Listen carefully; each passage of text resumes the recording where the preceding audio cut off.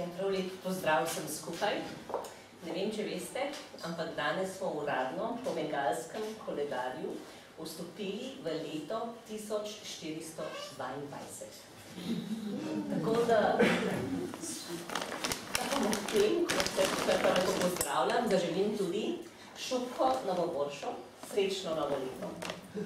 Kot nalašč za današnji večer, ko je z nami zelo posebna gostja, gospa Marija Sreš, pisateljica, bivša misionarka, nekdanja misionarka in ženska, ki je v resnici več kot 30 let posvetila sodelovanju z ženskami iz plemena Dunga v severnem delu Gujarata v Indiji. Res veliko veselje mi je, da si danes z nami tukaj. Moram reči, da prvič, ko sem te poklicala, pred bilo to dobro leto dni, potem, ko sem sama zase odkrila tvoje pisanje, tako leposlovno, kot tudi esejistično, in se navdušila nad njim, si mi po telefonu, mogoče zato, da mi je malo ohrabrila, rekla naslednje: Ana, seveda, ti kar pridi, jaz se zelo rada pogovarjam. In danes sva, da se tukaj spriča vas in pol tudi upam z vami, če bomo imeli le čas, nikoli ni na voljo, da se mi pogovarjava o tvojem življenju, delu in na zadnjem pisanju, ob izidu tvoje najnovejše knjige pod krošnjo Stare Jadrne, zgodbe žensk z vzhoda in zahoda. Namreč pred nekaj leti si se Marija vrnila v Slovenijo in od takrat nam ponujaš tudi zgodbe iz tega našega prostora, na katerega mislimo, da ga poznamo, pa potem ugotovimo, da mogoče ga vseeno tako dobro ne poznamo. In skozi zgodbe iz vzhoda in zahoda, iz Indije, iz Slovenije in Evrope, nas pravzaprav sooča na en tak zelo prefinjen način z dvema zelo različnima svetovima, pa morda seveda spet ne tako različnima.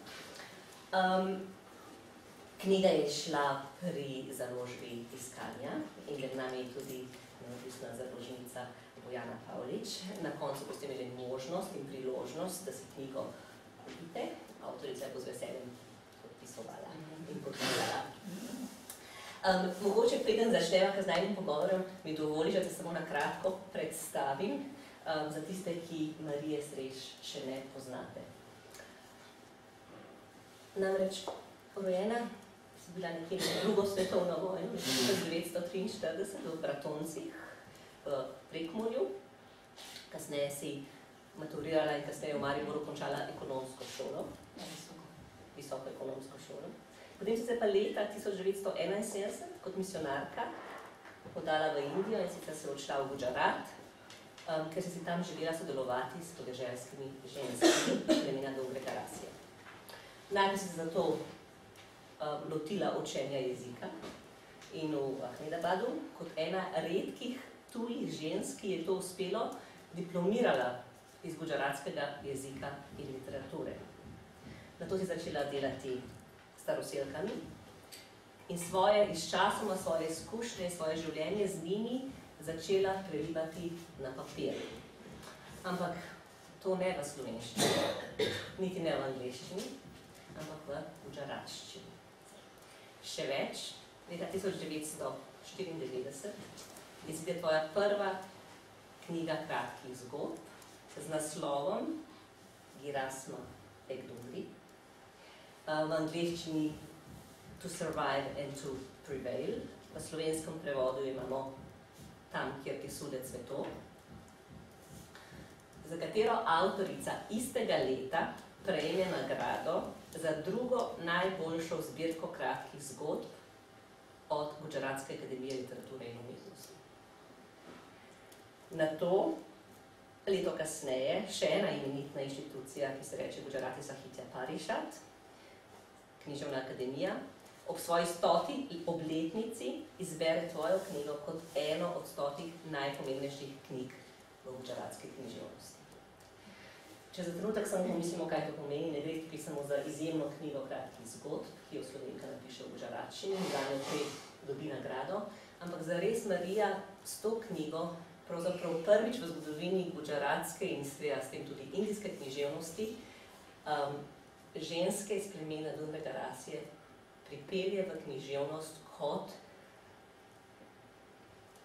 kot vreden, kot literarne obravnave vreden subjekt. To sem hotela povedati, gre za subjekt, posodiš in njihov glas, ne gre za predmet literature. To se zgodi prvič. Na to sledijo še druge knjige, kratkih zgodb. Med njimi je treba izpostaviti to, spet prelepo knjigo, oblikovno krasno tudi. Najprej je bila Ženska in druge zgodbe, ki pa je v resnici zbirka ljudskih pripovedi plemena Dunga Rasije. In tukaj zopet narediš nekaj zelo prodornega, namreč prvič zapišeš ljudske pripovedi, ki se prenašajo iz roda v rod, kot del ustnega izročila, in prvič zapišeš na papir in s tem v času, ko se vse zelo hitro preminja, jih verjetno obraniš pred prodajo.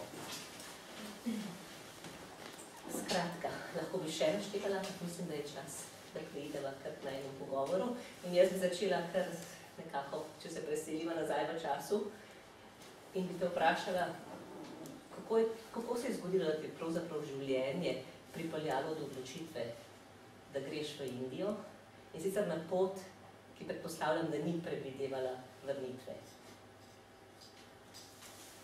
Ja, jaz sem kot otrok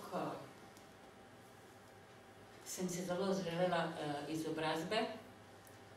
To je bila ena stvar, druga stvar je pa bila, da sem bila rojena kot katoličanka in sem tudi to vero gojila tako doma pri starših in tudi v cerkvi. V šoli seveda ne, ker je bil drugačen sistem, ampak mislim, to je bil moj začetek. Sem rekla, jaz se hočem izobraziti, da bom pol vedela, kdo ima prav, moji starši ali pa šola. Sem hotela to ugotoviti. Tako da sem prišla jaz v gimnazijo iz osnovne šole in takrat ni šel vsak v gimnazijo, ampak samo tisti, ki so naredili izpite, sprejemni izpit.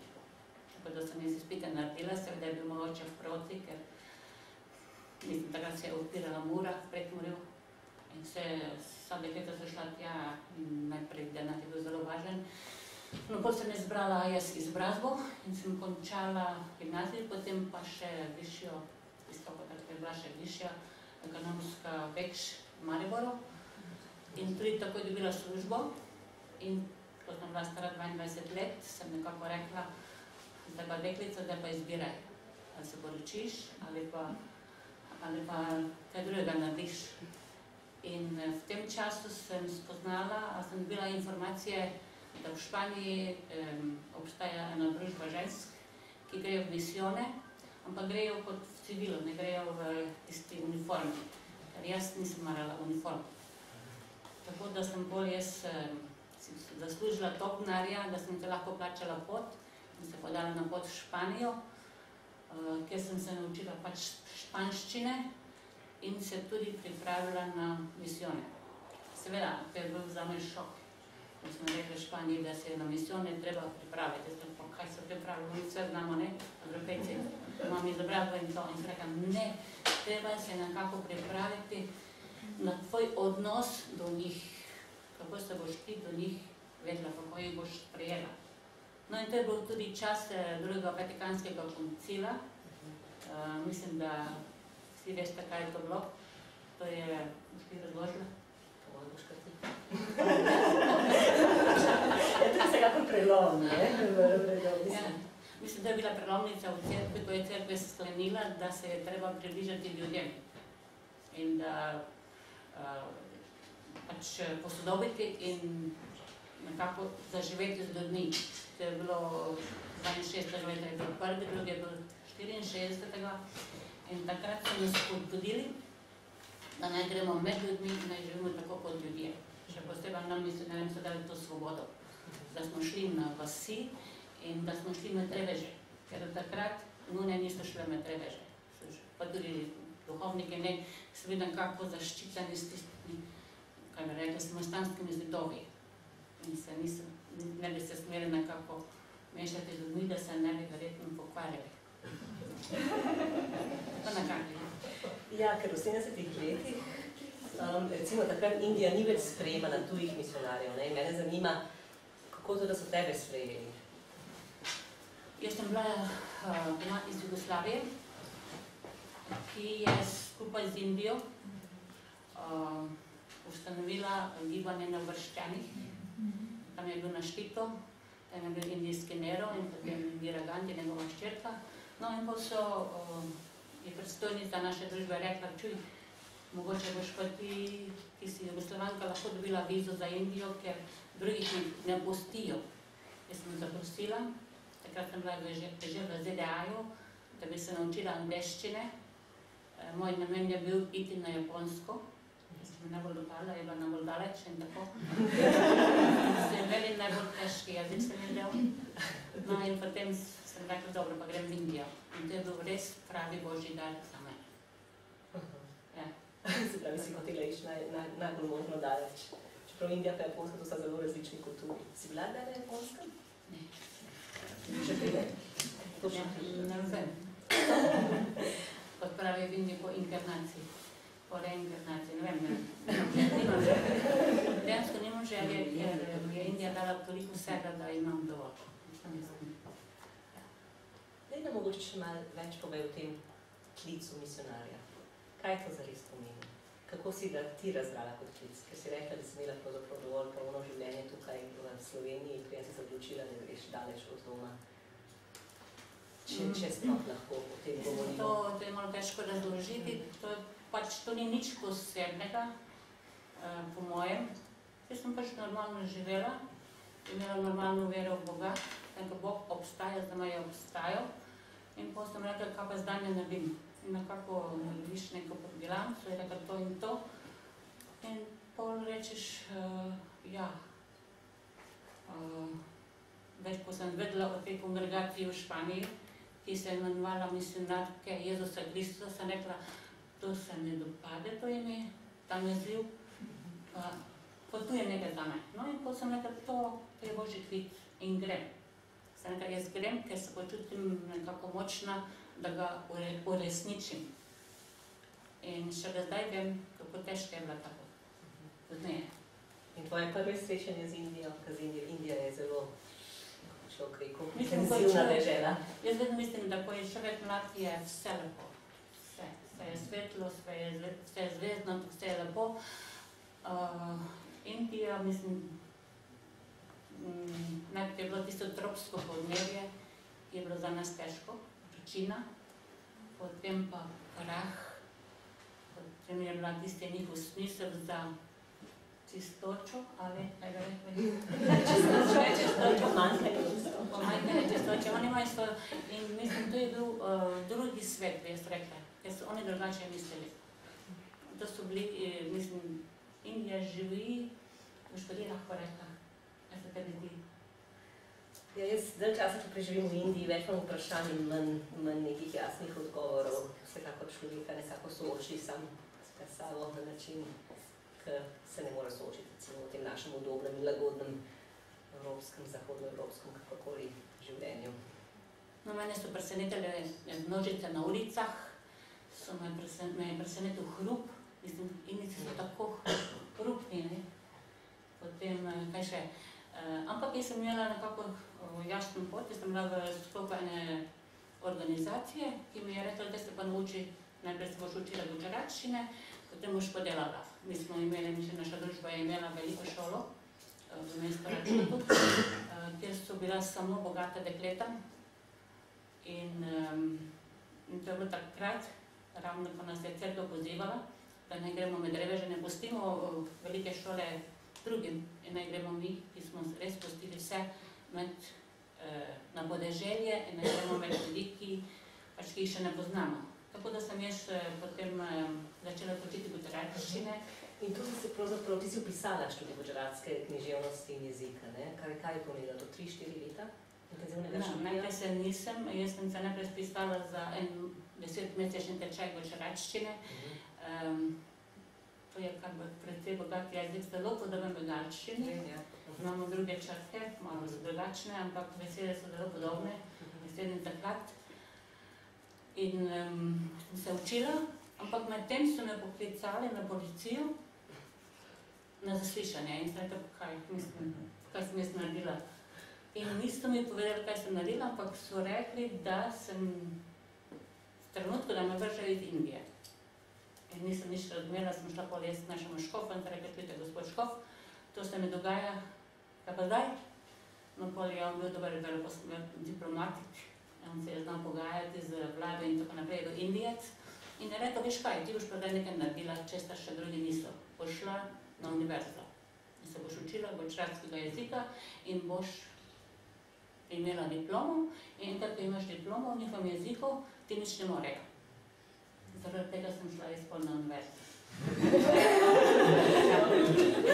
Najprej sem tako zelo nerada, ker je delala, tega sem bila že stara koliko, 27-28 let.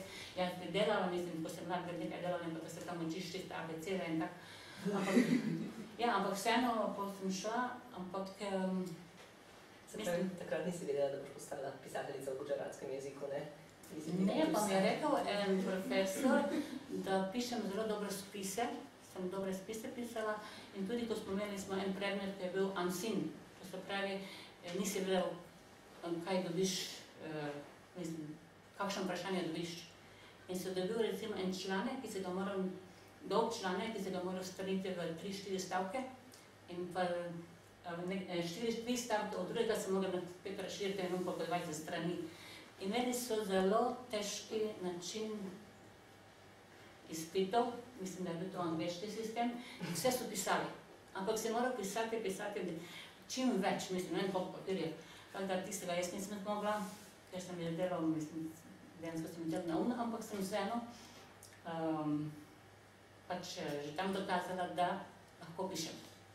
Ampak ko si mlad in vidiš toliko, mislim, ko sem šla jaz na deželo in si videla tiste ljudi v takih potrebah, v takih okoliščinah, mislim, da ni bilo vode, da ni bilo cest, ni bilo elektrike, ni bilo hrane. Takrat praviš, kaj boš pisal? Delaj. Tako da sem jaz pot začela se ženskami spoznavati in sem šla od vasi do vasi in sem pač začela, sem vprašala, če hoče iz mene delati. Najprej so se me bali, ker so se bali, sem bila drugačna, bela sem bila. Takrat sem imela rumene lase in tako nekaj blondno, sem bila rekla, glejka ženska, v teh letih pa je že siva. Tako da mislim, toliko stvari je tam, ki so drugačne, da res moraš imeti nekaj vrste, kaj bi rekla, samozavest, da vse preslišiš in samo slišiš tisto, kar hočeš. Pot so me posprijele, čez nekaj let so me posprijele, ker so rekli tako. Tudi drugi, med njimi so bili trgovci, posebno še muslimani, so prišli sem kot ti, z eno torbo. In zdaj, ko so nam dali posila, je že polovica naših knjig njihovih. Tako da ne vem, mislim, najprej da moram nekako preštudirati, zakaj si prišla. Tako je bilo. In tvoj pristop k svojemu delu, nekaj si napisala v enem eseju, da ti si pravzaprav si želela delati s staroselkami in da si hodila z njimi. In kaj pravzaprav pomeni ta hoditi z njimi? Bolj konkretno. No, malo hočem povedati, da pred tem Vatikanskim koncilom so vsi misionarji delali enako zelo pokroviteljsko, tako kot so Angleži nekako delali z Indijci. So prišli v Indijo, še zdaj mi pravijo. So prišli v Indijo in so rekli, so uvedli svojo angleško strukturo, ki sploh ni pasala tam in tudi angleški jezik.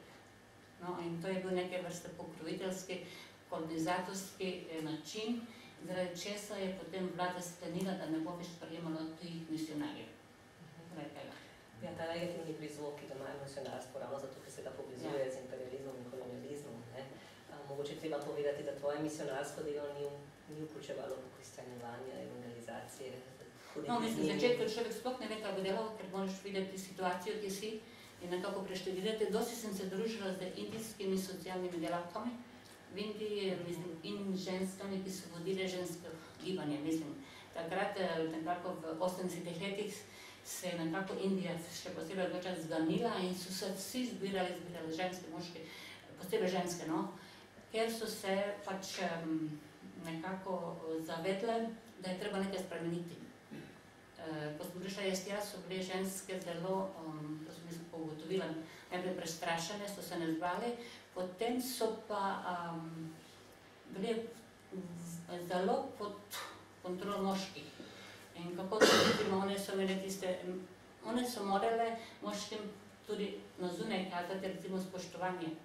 In to je pomenilo, da če je prišla v družbo moškega, se mu je morala nekako zakriti, no, ki se je videla, ne, se zakrila glave, se glavo zakrila s tem koncem sarija, tako, da so pa tako gledali nekako. In ko se je zakrila obraz, tudi nismo nagovoriti. Mislim, s tem je ona. In potem smo imeli en tečaj in sem rekla, kako pa moške spoštujejo ženske. So rekli, kako neumno vprašanje, vse moškima ženske ni treba spoštovati. No in tako je, potem smo se začeli pogovarjati. In v pogovoru smo prišli do tega, kaj oni hočejo in kaj oni rabijo.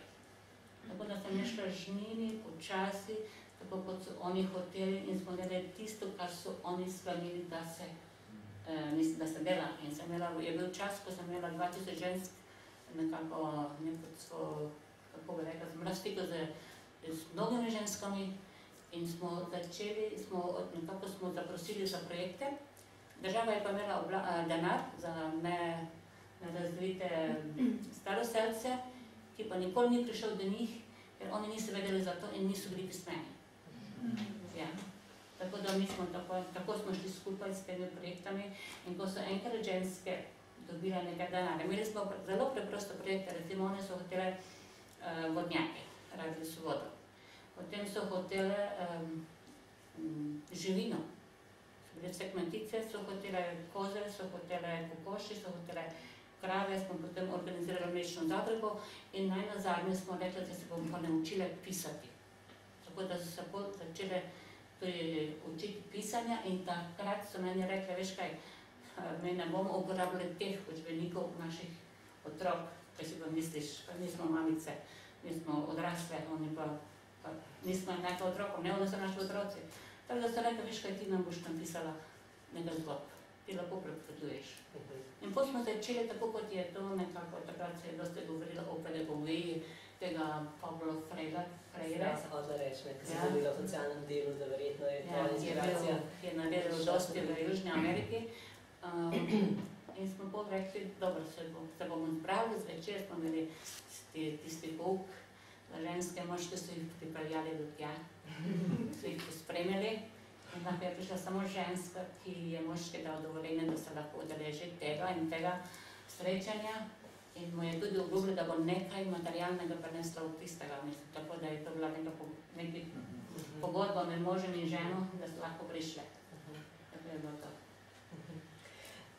Mi imamo na sporedu tudi en kratek dokumentarni film, ki nam bo zelo nazorno in vizualno tudi prikazal delo in življenje Marije Sreš z ženskami imena Dulega Rasije. Kako povej, da so tega RTV Slovenija, mislim, Ja, 2004 je bil prikazan v okviru programa Sveto in svet in sicer ga je naredil RTV Slovenija, 13-14 minuten film.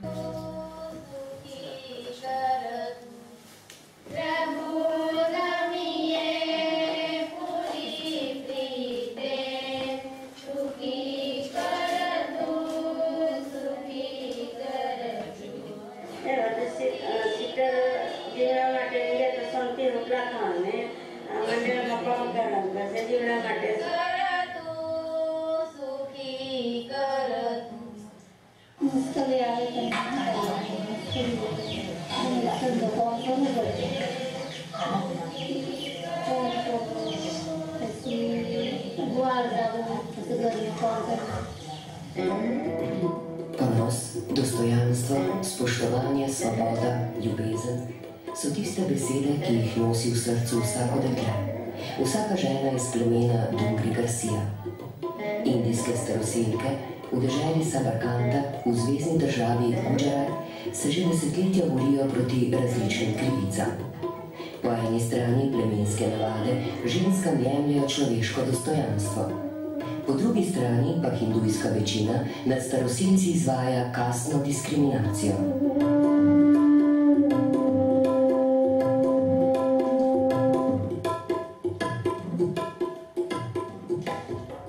Plemenska samostojni pravni subjekt obstaja samo v razmerju do moškega. To pomeni v odnosu hči-oče, žena-mož, vdova-sin. V tej ureditvi tudi nima pravice do dedovanja, kar pomeni, da je njena socialna varnost po smrti moža v rokah sinov. To je verjetno tudi eden od glavnih razlogov za veliko rodnost med staroselci in nasploh med revnimi sloji indijske družbe. Tudi prostitucija je velikokrat eden od načinov, kako preživeti družino in sebe. Staroselska družba zahteva od ženske veliko fizičnega dela. Že majhne deklice morajo skrbeti za gospodinjstvo, nositi vodo, delati na polju, medtem ko se dečki njihovih let še igrajo. Zunanje znamenje, da je ženska podrejena moškemu, pa je obraz pokrit s posebno ruto, lajem. Nasplošno je ženska vrednotena predvsem po delu in barvi kože. Svetlejša, ko je, več je vredna. Vsaka ženska pa ima svojo zgodbo in svoje življenje. Včasih srečno, včasih težko. Kaviben je danes stara 60 let. Poročila se je 15-letna in rodila 2 hčeri in 2 sina. Po 10 letih lepega zakona pa je umrl mož, imel je tuberkulozo.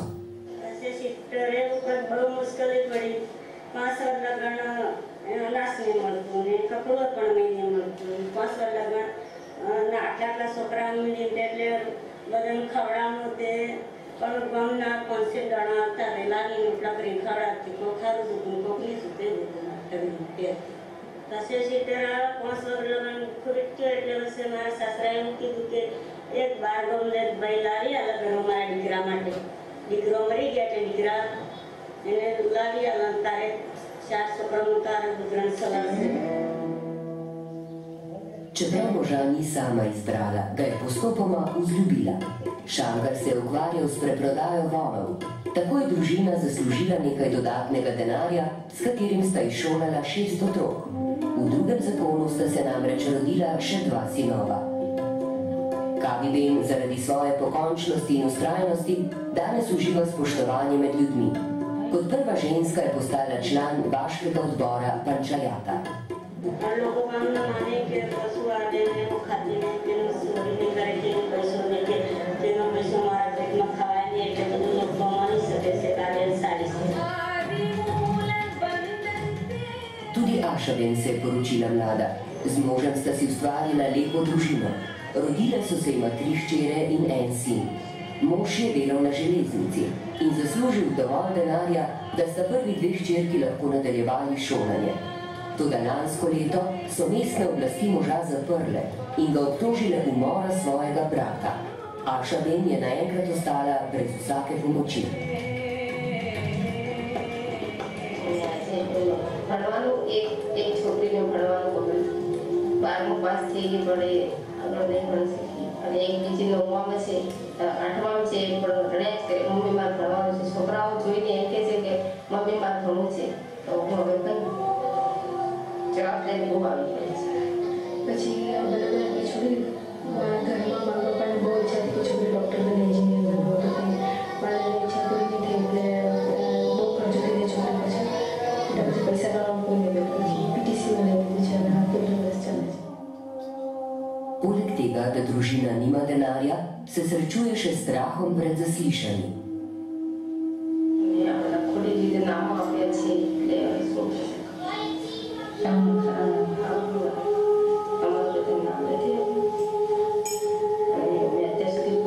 पैसा नहीं लेती. पैसा आपे छोकरी पर नजर बगाड़े एम करी कोई पैसा आपे लोग तमने જોઈએ છે પૈસા આમ જોઈએ છે કરીને આપવા ભાવ કે કોઈ પૈસા નથી. ગમે તે ચલણી લોકો પૈસા નથી. Ašaben tudi ne more računati na kakršnokoli državno pomoč. Nasploh so staroselci zapostavljeni strani hindujske večine. Tudi če dekleta dokončajo šolanje in država navadno ne omogoči prave zaposlitve ali ga delajo za malo denarja. Surja Ben je stara 22 let in je končala univerzo za socialno delo. Zaposlila se je pri nevladni organizaciji, ki dela s daliti in staroselci, toda za svojo izobrazbo je plačana zelo slabo. અત્યારે તો એ પરિસ્થિતિ હું છું કે નથી ઘરની નથી ગાડીની જે ડિગ્રીઓ લીધી છે એ ડિગ્રી પ્રમાણે કામ કામ નથી મળતું અને કામ મળે છે સામે વેતન નથી મળતું. મમ્મી પપ્પાને આજ સુધી હું સંતોષ નથી આપી કે મારી છોકરી ભણીને મને આટલા પૈસા આપે કે નહીં તો બીજી બાજુ કે હું ત્યાંથી સર્કલ લાવીને આગળ બીજું જોબ પણ કરી શકતી નથી. અત્યારે આ પરિસ્થિતિમાં છું. એટલે આમ તો મારા માટે દુઃખજનક જ વાત છે જે મેં દીકરીનું મહત્વ આજે મને હજી સમજાતું નથી.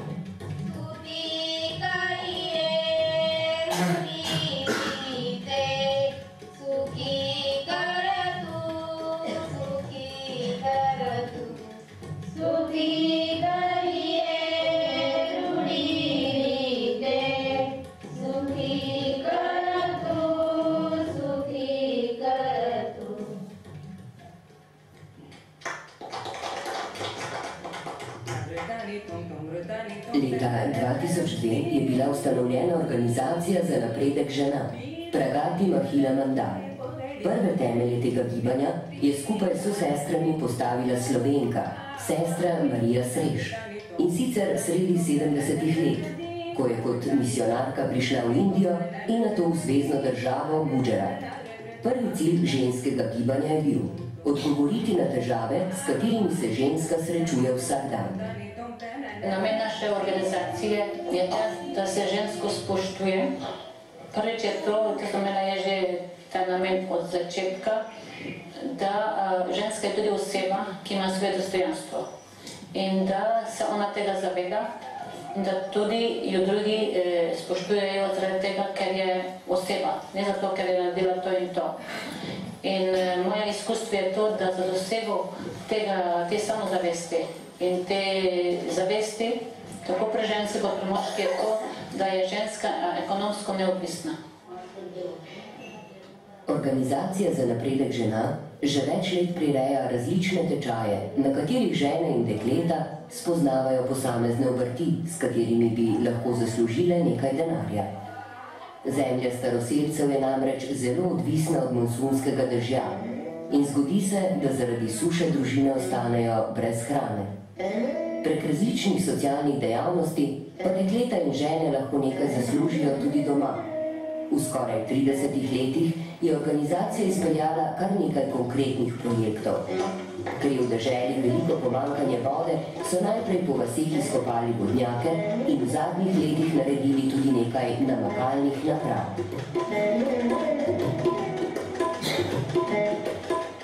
Ustanovili so kmetijske zadruge, kjer so lahko prodajali svoje izdelke.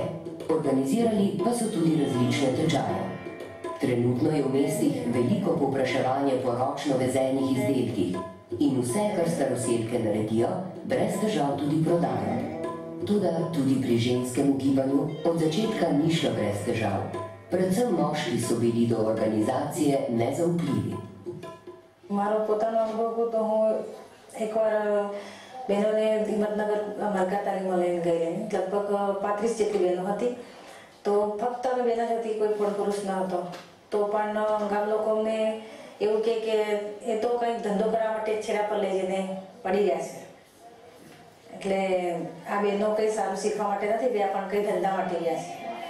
અત્યારે હું જે કામ કર્યું છે એમાં પણ ઘણા ગામ લોકો એવું કહે છે કે એ કામ શું કરે છે, એ તો ધતિંગ કરે છે. Kljub vsem težavam in nasprotovanju teče delo naprej. Iz skupnega sklada pomagajo dekletom pri izobraževanju in kasneje pri iskanju zaposlitve. Nekaj pa dobijo tudi družine, ki živijo na robu lakote.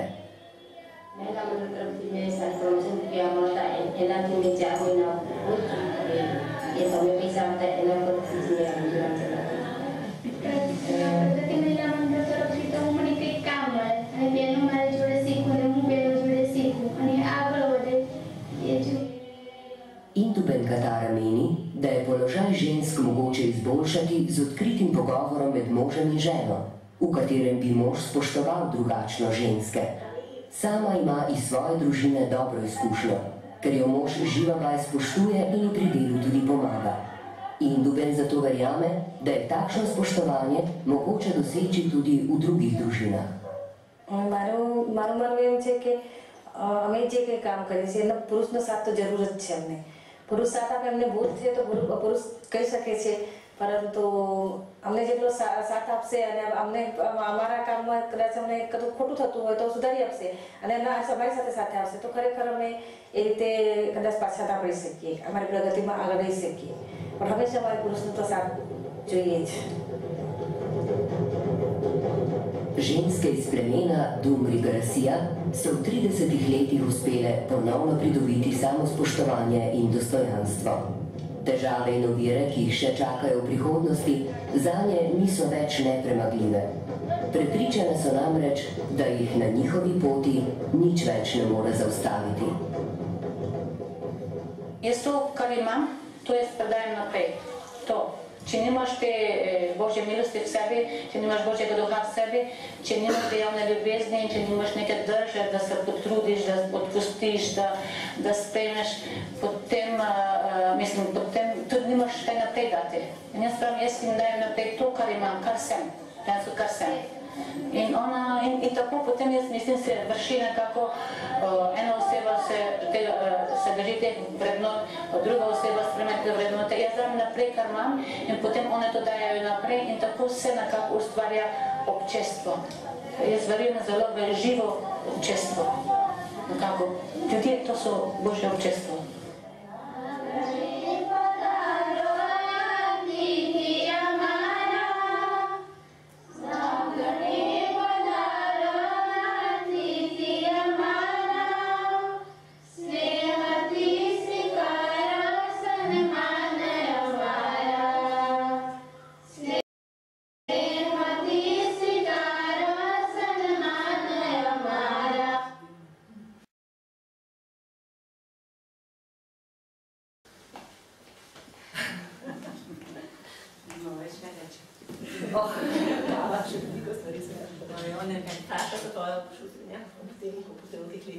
Svoje ženske na platnu.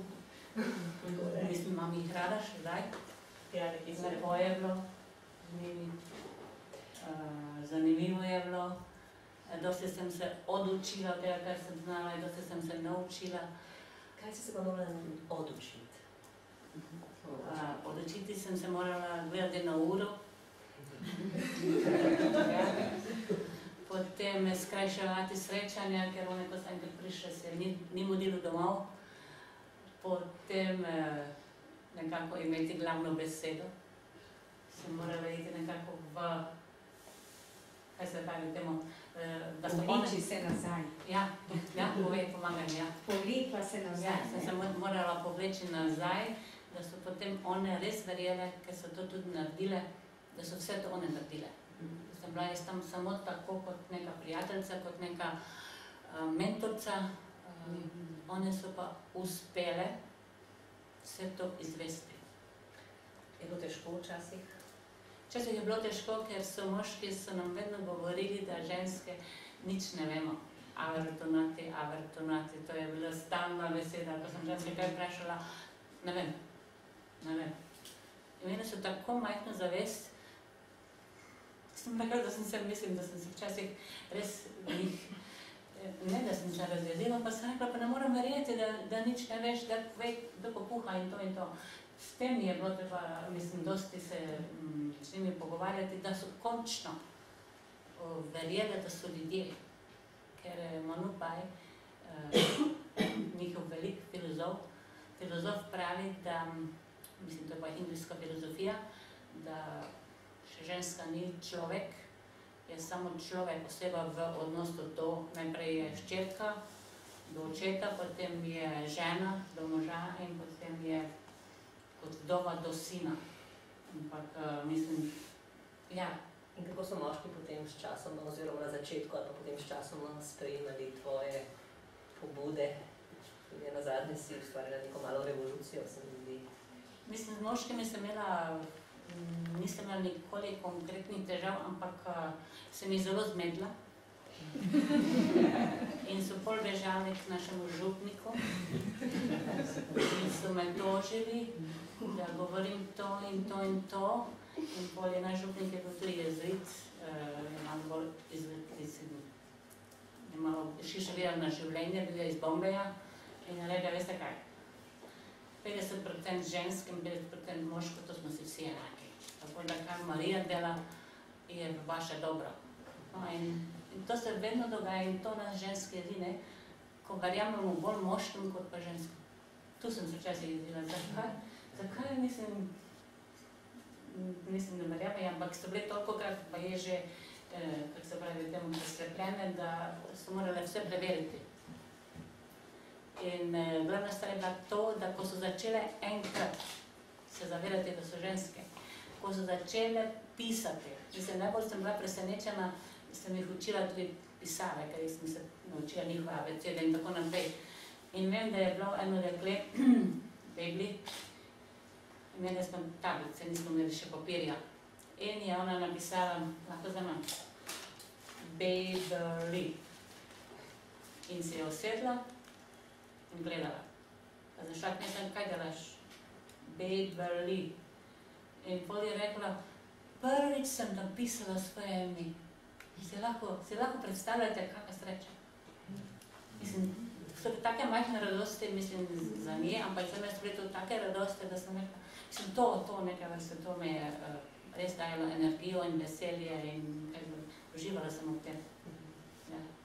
No in potem si začela pisati njihove zgodbe, ki si jih potem objavila v prvi knjigi in na koncu je prišla ta najverjetna nagrada z Gujaratske akademije za književnost in umetnost. Kako je do te nagrade prišlo, oziroma kakšna je bila pot tukaj, kako si jo ti dojemala?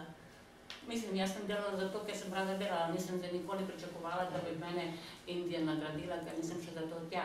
Sem še tja zato, da bi se dajala. Mi smo bili tako poučeni, da greš tja, da daješ svoje življenje za drugo in da se učiš od njih in da jih spoštuješ. Mislim, da je to zelo velika beseda spoštovanje. Da greš v drugi kraj in ljudi spoštuješ. Ne moreš jih imeti rad, lahko moraš jih pa spoštovati. Mislim, to je osnovno, no. In, ja. Jaz mislim, da je čas, da slišimo prvo odlomek iz prve zgodbe, oziroma ene od zgodb iz tvoje najnovejše knjige Pod krošnjo stare Jadrne. In na tem mestu bi se rada zahvalila Aljažu Kovaču, ki je tako nakratko v Sloveniji vseeno z veseljem sprejel to veličastno nalogo in da bo posodil svoj globok radijski glas.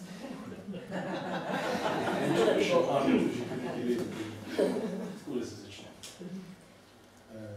Mogoče poveš, Ana, kaj berela, katera? To je iz zgodbe z naslovom Gospa zdravnica, najprej pozdravite sebe. Svojega očeta sem oboževala. Hotela sem biti zdravnica kot on. Oče je bil srečen, da sem izbrala medicino in bil je presrečen, ko sem več tudi oblikovali. Vse načrtoval zame, vključno s poroko. Hariš je bil sposoben in dober ginekolog in moj oče ga je imel rad. Tako se je počasi izoblikovala zamisel, da me, svojo edino hčer, poroči z njim. Zgradil je bolnišnico in je tudi sam vodil, vendar je razmišljal tudi o nasledniku, o nekom iz družine. Pa ni mislil name, kajti ženske ne morejo biti na odgovornem položaju.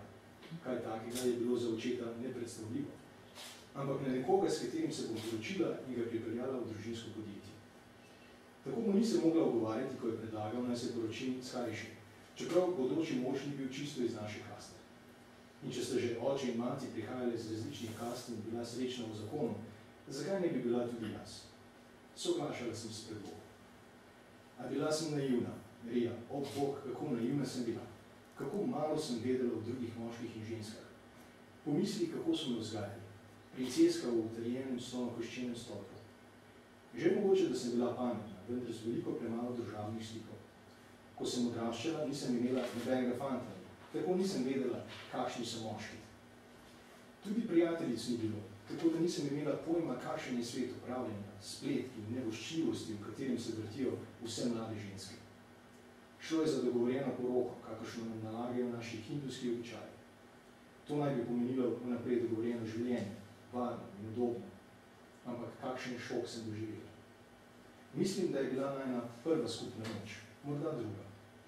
Že res, da sem bila ginekologinja na kliniki, v posteli pa sem bila devica, zelo živčna, sramežljiva in polna zavod.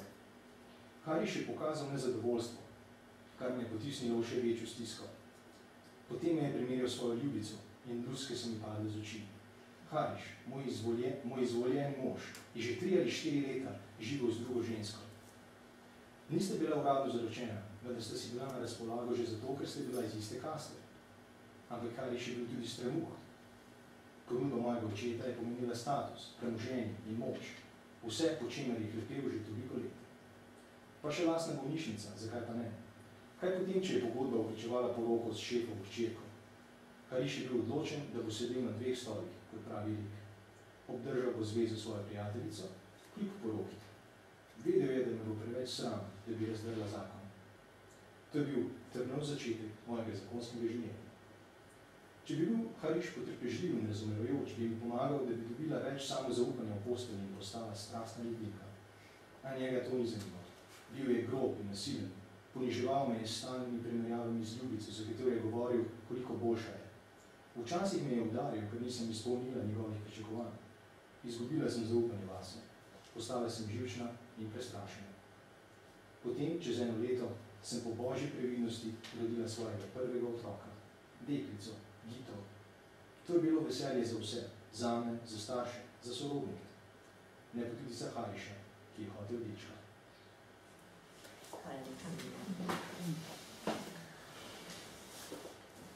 Spolnost kot del življenja je tudi del tvojih zgodb. V nekaterih tvojih zgodb govoriš tudi o ljubezni med žensko in žensko. To ne presega okvire katoliške morale.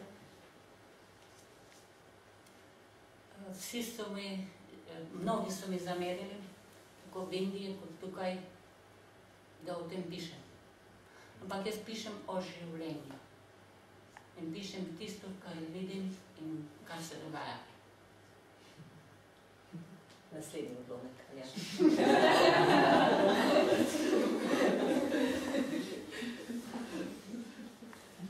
Tistega večera sem bila nemirna, saj že nekaj mesecev nisem bila skupaj s Hans Georgom. Na Dunaj sem prišla natančno zato, da bi se z njim dobila, a ugotovila, da ni dosegljiv. Bila sem zagrenjena in jezna, potem pa me je objela Frida, tako nežno, kot me je moja mama v otroških letih. Sprva sem bila napeta in sem se upirala, tudi bila je zelo potrpežljiva. Izmenjavali sva si poljube in nežnosti, potem pa počasi slekli druga drugo, ter se z užitkom in začudenjem opazovali. Kako redko ženske uživamo v opazovanju druge druge. Ponovadi želimo ugajati moškim, pogled druge ženske pa je ponovadi poln zavidanja. Toda pri nama ni bilo nobene ljubosumnosti, ne pri njej, niti pri meni, čeprav je bila skoraj 20 let starejša od mene. Začeli sva se zadovoljevati, sprva neodločno, potem pa z vedno večjo samozavestjo. Trdno sva se uvili druga okoli druge in se pripeljali do vrhunca. Spet in spet. Nikoli si ne bi mislila, da je lahko tako lepo. Najboljše od vsega je bilo, da ni bilo prisotnega prav nič strahu. Nobenega strahu pred nosečnostjo ali pred okužbo. Ko smo ležali skupaj v postelji, sem pogosto razmišljala, kako drugačni, pa spet kako podobni sta bili najni življenji. Čutila sem, da sem pri Fridi dobila čustveno podporo, ki nisem nikoli dobila od svojega očeta, ter milino in odkritost, ki sem si jo želela od svoje matere. Frida mi je povedala, da je bila Hansova prva ljubica, ko je delala za njegovo družinsko podjetje. Nikoli se nista pogovarjala o poroki, saj je bila nižjega stanu kot on. Bila je tudi preveč navezana nam, da bi sploh razmišljala o čem drugem. Hans Georg je znal, tako kot vsi moški, predkano manipulirati z njo, tako da je bila zaradi daril in varnosti ves čas nekoliko odvisna od njega. Tudi bil je nezvest. Ne samo tako, da se je poročil z Amelijo, ampak tudi z drugimi ženskami, za katere je izvedela kasneje, nazadnje zame. To pomanjkanje odkritosti jo je bolelo in jo nazadnje napeljalo do žensk, tako da sedaj zelo redko spi z moški. Fridino stališče je bilo, kar je tudi moja mati vedela globoko v sebi, da so vsi moški v svojem jedru sebični, nezvesti in nasilni. In da se moramo ženske naučiti, kako z njimi manipulirati, če hočemo preživeti. Saj veš, njihov mali štrcel, tisti mali ud, jih navdaja s tako navdutostjo, se je tega kljala, ko smo skupaj ležali v postelji. To je njihovo krmilo. Nauči se, kako ga krotiti in držati, stiskati in nadzorovati, pa boš imela v rokah celo ladnjo in lahko jo zavzameš, kadarkoli si zaželiš, se je smejala in smejala. Sebe zdaj poznam in vem, kaj imam. Na nikogar nisem ljubosumljen. Ne zavidam ti na tebi, saj vem, da smo večina žensk na koncu žrtve. Tudi naučiti se moramo, kako preživeti. Poleg tebe imaš eno ljubimko, ki je ne poznaš. Imaš mene, vem pa, da imaš tudi druge. To ni promiskuiteta, to je le veščina čustvenega preživetja. Ja, še posebej čustvena. Bomo še lahko sekundo, da se besede uležejo, v bistvu je ta veščina čustvenega preživetja. Mislim, da boste vsi danes kupili Marijine zgodbe in šli domov in prebrali do konca. Ampak Marija, ti ponekod tudi Bogu praviš ona. Lahko še kaj več poveš o svojem Bogu. Mislim, Boga se ne da opisati ali pa definirati. To je ena stvar. Bog je, se spominjam velikega duhovnega voditelja Tony Demela, ne vem, če ste brali njegove knjige. On je rekel, lepo vas prosim,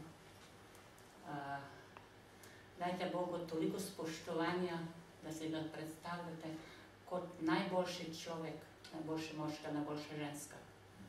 In jaz sem vedno čutila, da to, kar nam razlagajo moški duhovniki, da to ni cela resnica. Jaz se tam nisem našla. Tako da Bog je oboje, moški in ženska. Tako da se mora vsak tam noter najti. Noben nima nekakve posesti nad njim, da bi ga določil to, Bog je, mislim, oče je, ampak samo oče. No, mislim, to so bili, ko greš v tujino, ko greš v tujo kulturo, se upaš spraševati o določenih stvarih, ki se tukaj jaz verjetno se ne bi upala, ali pa ne bi mi bilo treba, ne bi prišlo na misel. Ja, zakaj pa ne ona?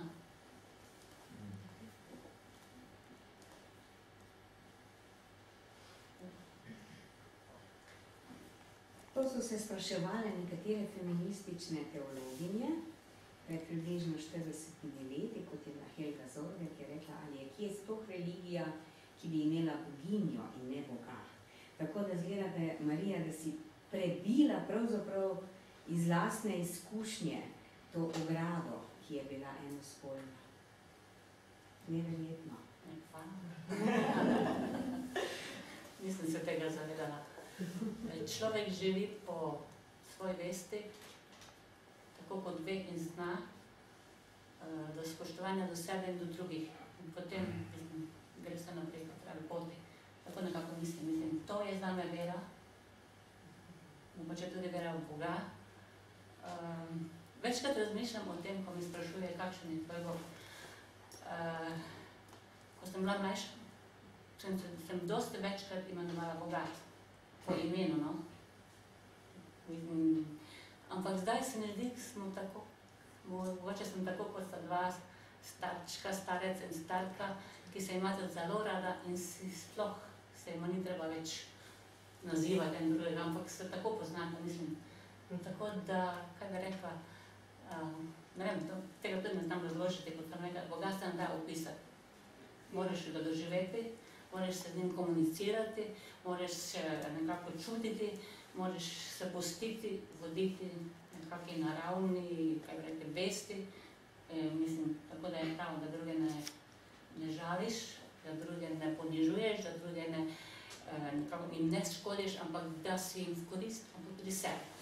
To je neki odnos med seboj, med to višjo silo, tem Bogom, ki je tam, ki je vedno tam, ki se ga vedno čuti, da se pa ga opisati vsak po svoje ve. Tako da mislim, da je veliko vernikov, vsi smo verni, ampak ker so nam vero opisali na določen način, pa Boga na določen način, so nas odrezali, niso nas vključili, da se dosti uporablja ta beseda vključitev, vključevanje, ne. On ni bil vključen. Tako da to je zdaj naša priložnost, da se vključimo. Vsak ima to priložnost.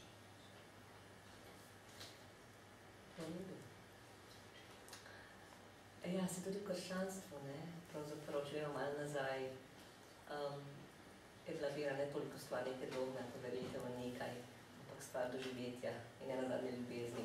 Mislim, da angleška beseda belief izhaja iz beleven, kar pomeni ljubiti, in credo izhaja iz cordo, kar pomeni dati srce. Se pravi, to stvar počutenja, doživljanja. Nekje si napisala v enem svojih esejev, da si ti vedno želela brezpogojne ljubezni. Ta brezpogojna ljubezen pa od moškega iz mesa in krvi. Morda. To bojo tiste, ki so bili poročeni. Ja, mislim, da sem se vedno želela brezpogojne. Spremno je kot sem, da se me ni treba pretvarjati, da se me ni treba lagati, da se me ni treba opravičevati, da sem to, kar sem. In tako, kot sem dobra. Ena od tvojih junakinj v zgodbi z rahlo nagajivim naslovom Misionarski položaj pravi: zakaj je tako, da se pred vsako žensko pojavi moški, ki zapira pot? Gotovo bi to lahko brali kot feministični stavek par excellence. No, to zame ni feministični stavek, to je zame indijska kultura. To je druga kultura, ki sem jaz tam opazila. Vedno, ko je ženska nekaj htela, se je nekdo tam pojavil. Vedno so jih zablokirali pot. Dokler se nismo združile in smo rekli... Še zadnji odlomek. Zgodba z naslovom Večji od našega srca. Miran je tako črljivec je začela, tako presnečar me. To pa vemo, ali ne, sem jo podružila. Čeprav tudi vi niste nobena osamljena cvetlica ljubita. Presne je to res jasno, se ne smela. Dobro smo se ujela, morda malenkost predobro, veste. Naslonila se je nazaj in me pogledala. Seveda jasna, vsaka ženska pri 45 se želi potrdila, da je že želena. In včasih pošilja signale. Signale napačne vrste. In napačne vrste moških zaznajo. Takšni kot Miran. Tudi v resnici si nisem želela romance. Nisem se zato prijavila, da mu pomagam pri tistih angleških tečajih. Želela sem pomagati njegovi župniji, jasno. Nisem hodila tja, da bi se zaljubila v duhovnika v srednjih letih. Bog ve, da okoli vrtarjev mrgoli dovolj ministrant, ki bi želele, da bi jih kdo ščitnil v zadnice. Prestala sem za to. Malo me je presenetil njen izbruh, rekla pa nisem nič. Nekaj časa so bili tiho, potem pa sem pripomnila: Miran tako deluje na ljudi, izžareva šale. On brez prošnje doseže, da ljudje naredijo zanj, kar želi. Ko sem ga prvič srečala pred približno 4 leti, sem kar padla na njegov robati obraz in na luknjico v njegovi bradi. Anthony Quinn smo ga klicali. Judita je nadaljevala: na začetku prvih 6 mesecev in nekaj takega je bilo vse v redu. Čeprav sem se ves čas zavedala, da med nama vlada posebna kemija. Tudi vi ste to opazili tistega večera, ko ste prišli na obisk, ali ne? Res je. Enkrat ali dvakrat me je prav osvajala, sem se mu uprla. Ampak bilo mi je neprijetno. Poskušala sem se mu izogibati, tudi Miran je bil preveč prepričan vase, preveč samozavesten, da bi poslušal. Jasno, on je razvajen otrok, to je. On je v osnovi dober človek in ima ogromne energije, s katero lahko doseže stvari, za katere bi drugi potrebovali dvakrat toliko časa. Je pameten in vedno doseže, kar hoče. To vsi cenijo. Toda, če tega ne dobi, gori je tebi. Nekaj je narobe z njim. Ne vem kaj. Srednila je svoj kakav in pomočala za trenutek. Prevzela sem skrb za jezikovne tečaje, ki so postajali vedno popularnejši. Potem pa se je Miran začel spogledovati z menoj in ko sem mu nisem udala, je izgubil živce in postal žaljiv, brez čute. In s tem se nisem znala soočiti. Nisem se hotela s tem ukvarjati. Imela sem svoje življenje in želela sem biti spoštovana. Koliko je vredna ženska, ki nima svojega samospoštovanja, jasna? Vem, sem počasi odvrnila. Poglejte, jasna, ravno sem si opomogla po boleči ločitvi. Morala sem se osvoboditi. Ne morem si več privoščiti, da bi bila ranljiva. Preveč boli. Nihče več me ne bo izkoristil. Tega ne bom dopustila.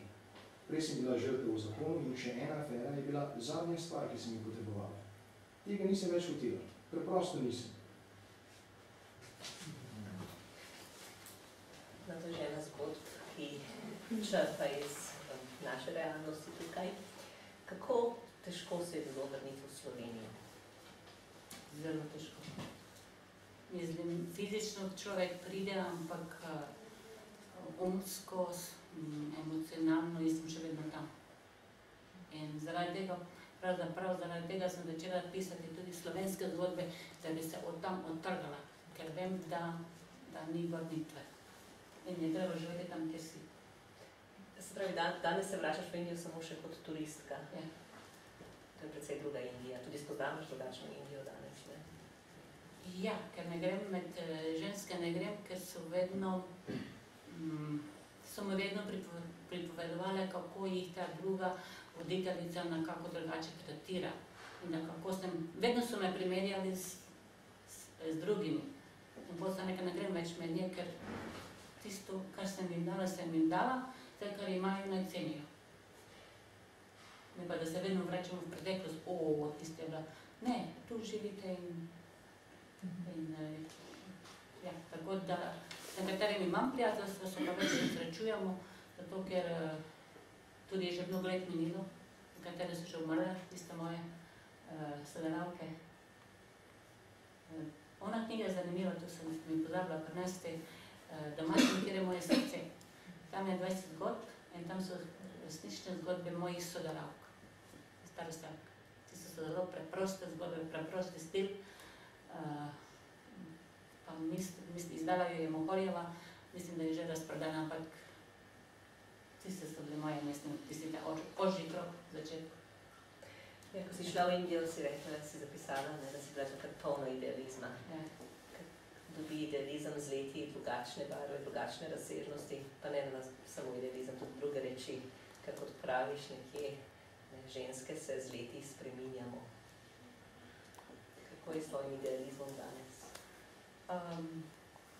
Šla sem zato, ker sem bila idealistična in sem tam ostala tudi zato, ker sem bila realistična. Tako da človek mora biti oboje.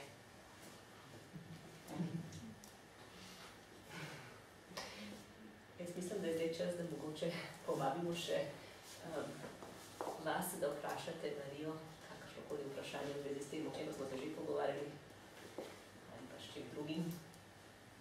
To je idealna priložnost. Potem bomo še podpisovali knjige, tako da vem pa, da moramo v 20 minutah nekje zapustiti ta prostor. Tako da zdaj je priložnost edinstvena. Jaz bi najprej se obema zahvalila za ta čudovit večer, ki je tako navdihujoč, da malo na jok, mislim, da ga bomo vsi še dolgo nosili sabo, predvsem globok poklon Marija vam in vaši srčnosti, življenjski poti in hvala tebi, Ana, ker si se tako lepo pripravila in pripeljala Marijo. Prej vas je Ana vprašala, kaj so bile tiste stvari, ki ste se jih morali odučiti, ste pa rekli tudi, da ste se ogromno naučili od teh žensk. Se da to sploh strniti? Kaj so vas naučile? Kaj so naučili so me, da je življenje zelo, zelo preprosto, ampak obenem zelo kompleksno, zapletene. Tako da moram računati na vse. Naučile so me, da je življenje dar. Ker one so bile tako revne, da so živele iz dneva v dan, ampak so rekle, kljub temu, lepo je živeti. Tam nisem moral. Mislim to, da je življenje dar, potem so vedno rekle, pustite projekte. Pustite denar, jaz sem vedno rekla, morate se nekaj zaslužiti. Ne, odnosi, to so važni. Potem vključevanje vseh, to je važno. Nas, moški, ki so poznaje tudi moški prihajali, da brali se, skupili našo to skupino. Mislim, to je največ, kar so me naučile.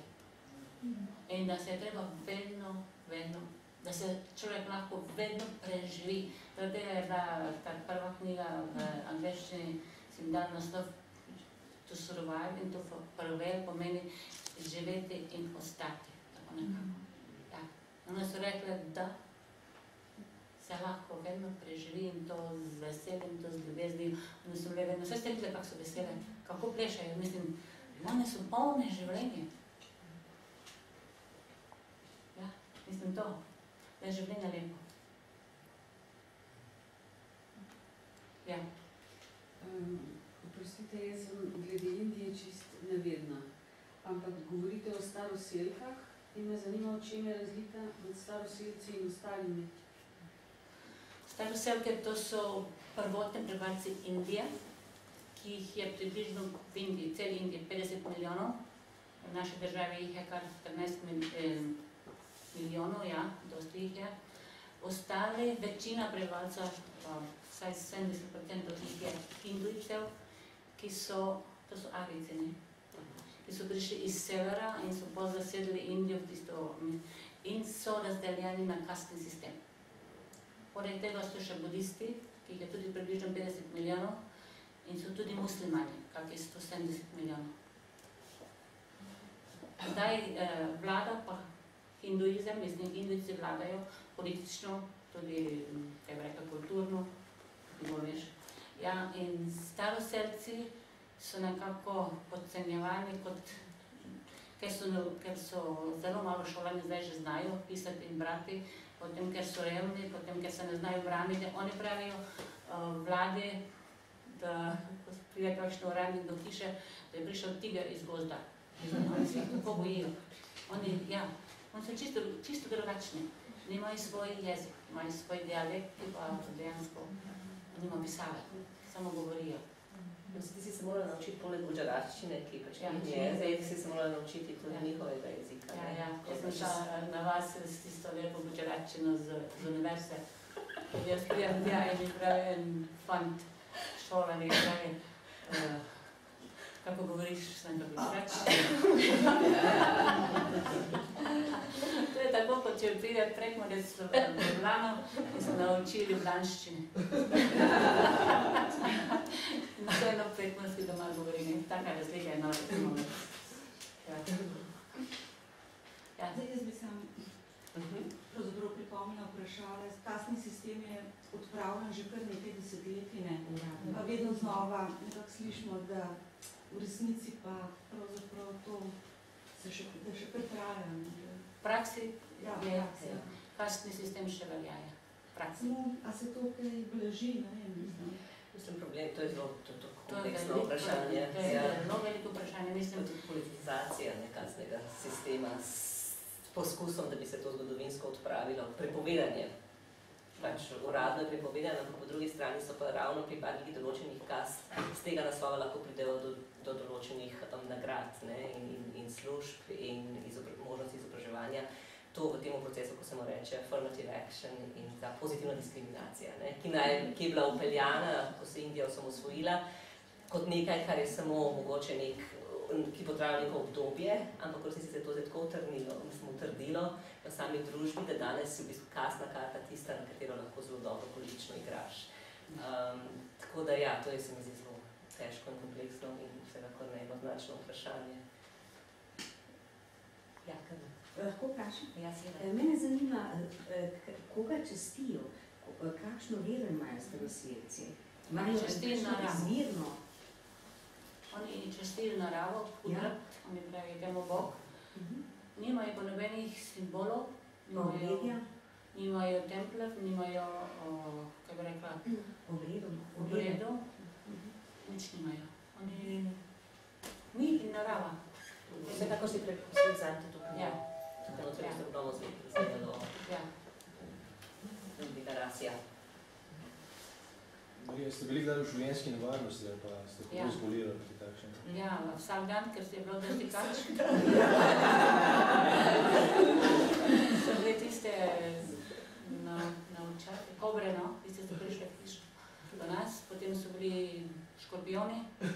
To vsak dan, ker nisi nikoli vedel, če se smeš stene dotakniti, ko si šel spat.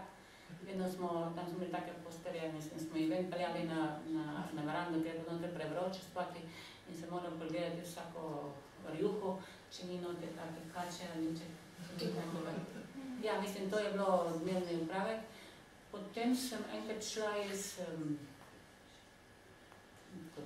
šla iz mesta, in avtobusa ni bilo in ko sem rekla, kako zdaj, do glavne ceste je bilo, pa je bilo kakih 2 uri hoda peš in sem rekla, sem mlada, pa grem peš. In sem šla, je prijeznal en gospod in je rekel, moj nečak je v vašem internatu, sta nekaj dobro. In grem, pa se ustavi en kamion in on pravi, sestra beži. Res, takrat, če ne bi bilo njega, bi me ugrabili in bi me verjetno kam odpeljali, kaj bi naredili. Mislim, tako da so bili smo pa tudi večkrat v nevarnosti, to se tudi v zgodbah sem napisala, mislim, nekaj, ker so,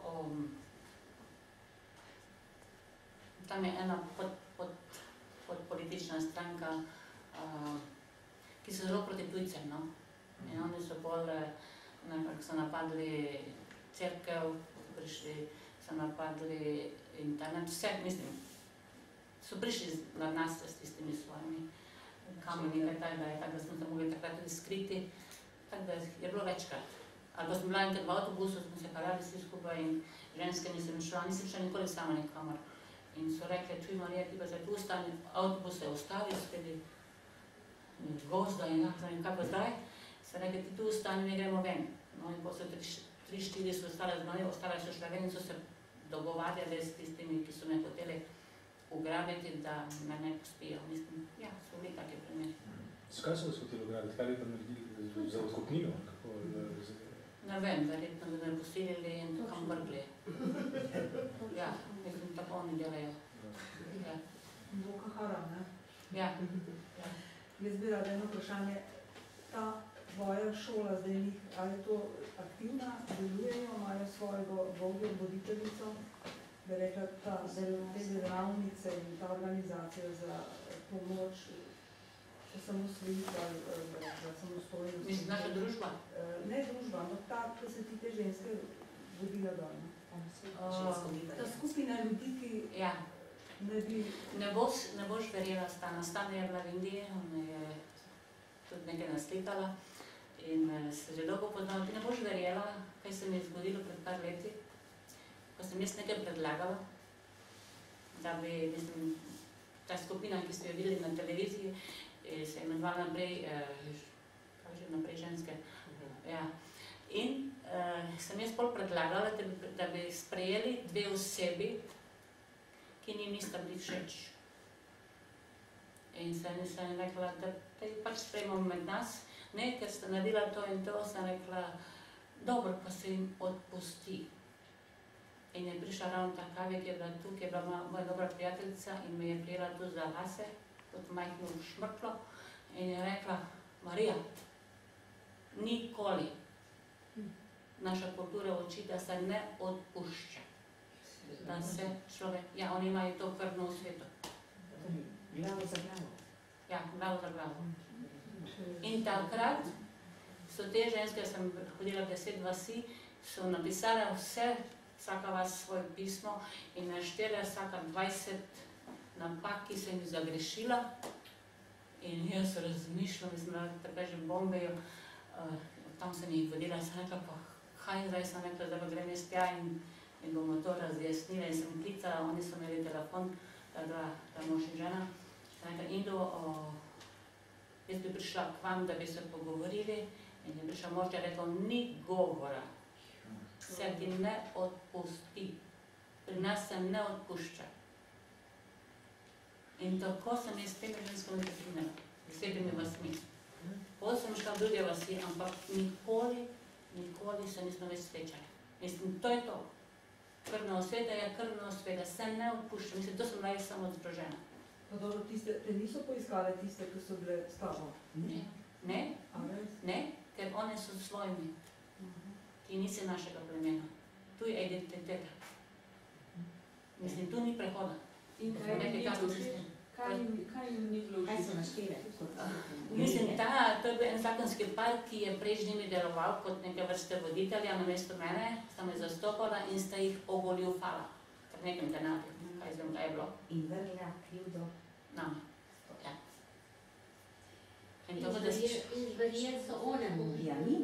Ja, ker oni so rekli, mi tu živimo. Mi tu živimo, mi moramo en druga podpreti.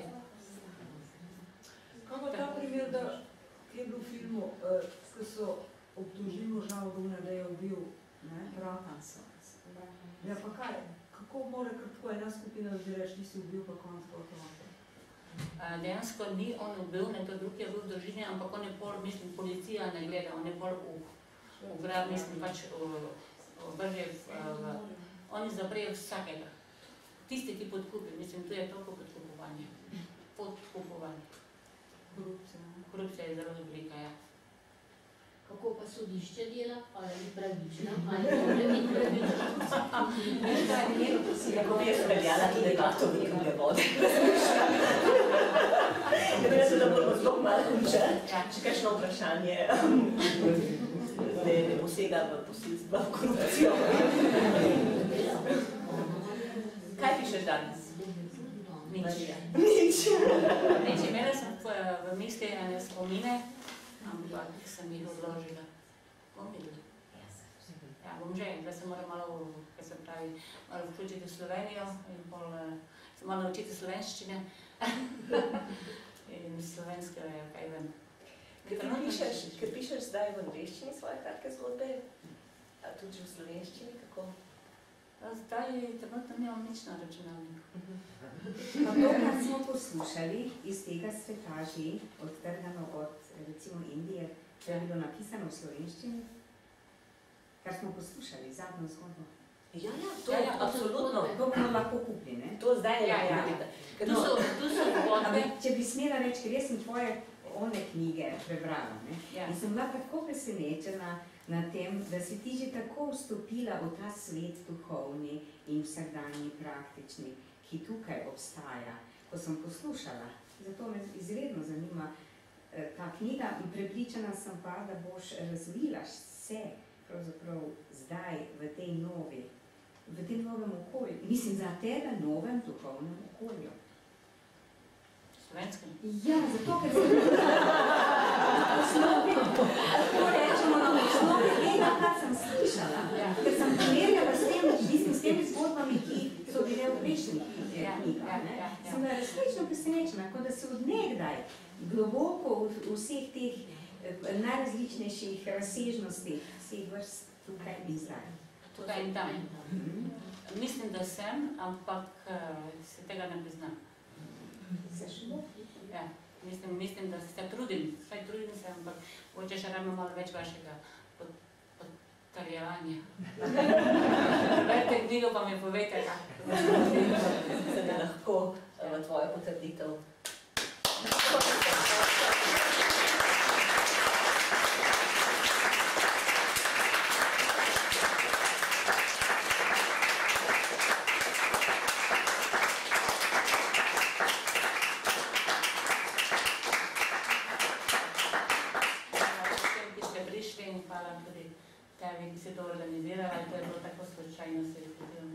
Zelo veliko veselje.